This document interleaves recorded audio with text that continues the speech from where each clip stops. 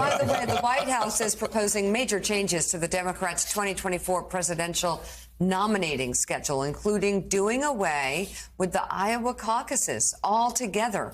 Sources confirmed to NBC News that President Biden has asked Democratic National Committee leaders to shake up the calendar to enhance the influence of non-white voters. In its current format, the Iowa caucuses kick things off, followed by contests in New Hampshire, Nevada, and South Carolina. But the new proposal calls for South Carolina to start the process, followed by New Hampshire and Nevada on the same day, then Georgia, then Michigan.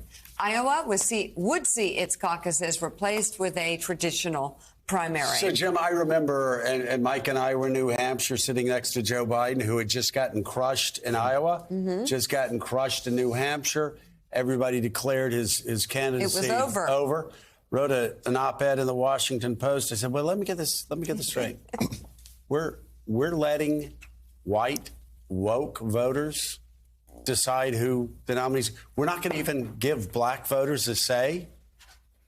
Like the base of the most loyal, important base of the Democratic Party, not going to even give them. It was always bizarre for Iowa and New Hampshire to be the first two contests. Of course, Joe Biden comes down. You've got a more diverse electorate in South Carolina. You endorse him. Boom, he's off to the races. Isn't this the way the Democratic Party? I know it's self-serving because you're from South Carolina, but let me say, I had a guy from Florida. Doesn't this make the most sense that you start with a group of voters that reflect the diversity of the Democratic Party? Absolutely. And you do it in a venue that lends itself to allowing candidates to try out their messages in a way that won't cost them too much.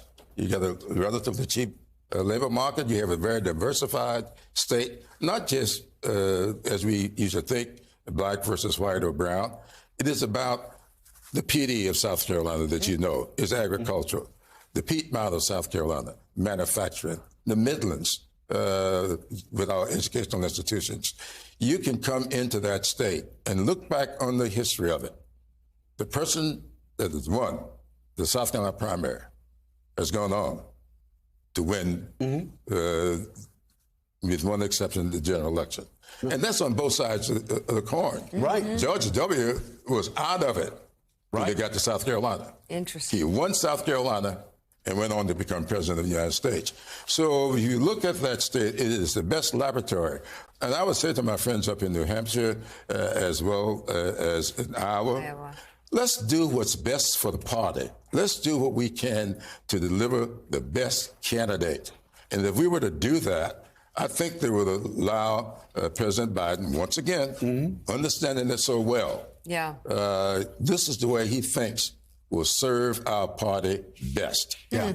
And Michael, Iowa had its time. We loved, listen, we loved going out to Iowa, loved going to Java Joe's. We love so many people in Iowa. No, we just love Iowa. We really do. The time zone. At the same time, their time had passed. I mean, the last two caucuses were such a mess that you really didn't even know who won the things. It's been around 50 years in this prime position. It elected Jimmy Carter. And it sort of set itself off to the races. When I was chairman, I was charged by the 2008 convention to look at the 2012 presidential primary process. And working with then chairman of the DNC, Tim Kaine, we put together this commission between our two parties to sort of look at both. We brought Nevada to the table because we only had Iowa, New Hampshire, and South Carolina, and added Nevada for 2012 to balance out again. I think the Democrats, again, leading on this transformative opportunity in our primary system, which I quite honestly, I'm on the record, I think it should be abolished. I think the primaries have done a disservice to the overall political process because it plays to the edges. It doesn't play to the country.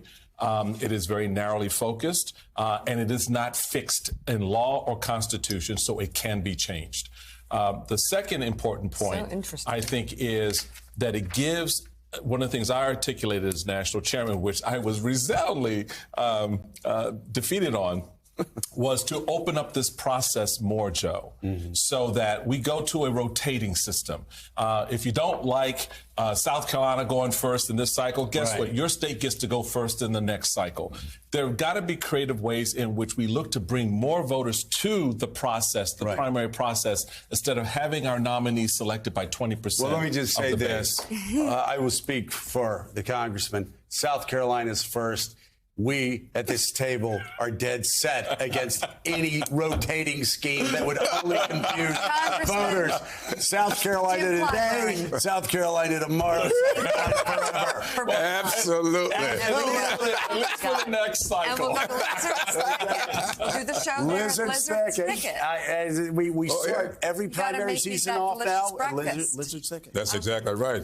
Come on down. I like Well, it. we'll be there. My mouth is watering already. That was Okay. the most delicious. All right, Congressman Jim Clyburn, thank you very much. Thank you. Congrats. Thank you, guys. Now-